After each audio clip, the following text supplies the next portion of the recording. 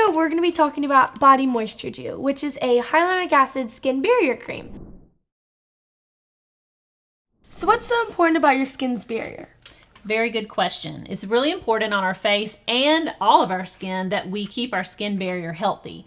And our skin cells are held together almost like with the glue, and it keeps our skin barrier healthy, and it keeps the good things in and the bad things out. And what happens when our skin gets irritated or dried out from the environment or from certain medications, that skin barrier can come unglued, those cells can come unglued, and it can look like a dried mud bed, you know, when the mud dries and it pulls apart and cracks.